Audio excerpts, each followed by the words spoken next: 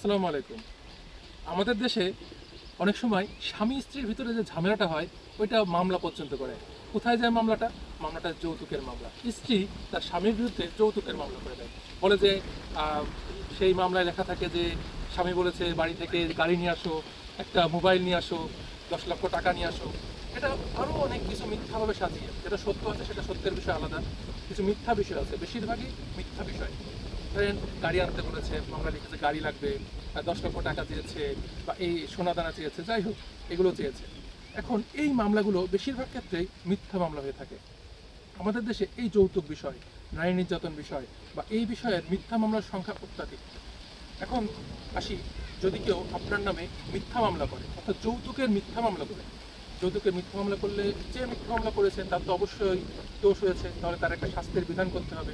এই যৌতুকের মামলায় কেউ কাউকে ক্ষতি করার উদ্দেশ্যে, ধরেন স্ত্রী হোক বা স্ত্রীর পরিবারের কেউ হোক বা অন্য কোনো তৃতীয় ব্যক্তি হোক, কোনো ব্যক্তি যদি যৌতুকের মামলায় ওর কোনো স্বামীকে বা কোনো ব্যক্তিকে ফাঁসানোর জন্য কোনো মামলা করেন, তাহলে তার একটা শাস্তির বিধান আছে। এই শাস্তির বিধানটা হচ্ছে 5 বছরের কারাদণ্ড এবং সাথে 50,000 টাকা অর্থদণ্ড, অথবা 5 বছরের কারাদণ্ড, 50,000 টাকা অর্থদণ্ড, দুটোই।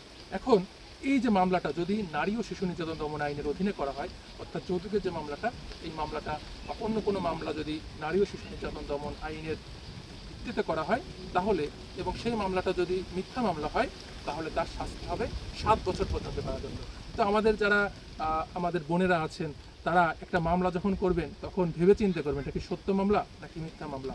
অবশ্যই আমাদের মিথ্যা মামলাগুলো পরিহার করা উচিত। মিথ্যা মামলা করে একজনকে হয়রানি করা থেকে দূরে থাকা উচিত এবং সুস্থ স্বাভাবিকভাবে আমাদের সংসার জীবন, আমাদের যারা স্বামীরা আছেন তাদের এবং যারা স্ত্রীরা আছেন তাদের সংসার জীবন সুন্দরভাবে চলুক। এই যৌতুকের মিথ্যা মামলা বা যৌতুকের সত্য মামলা, নারী নির্যাতনের মিথ্যা মামলা বা সত্য মামলা, এগুলোর কোনোটাই আমরা চাই না। ধন্যবাদ। আসসালামু আলাইকুম। দ্য ল স্টুডিওর সাথে থাকবেন।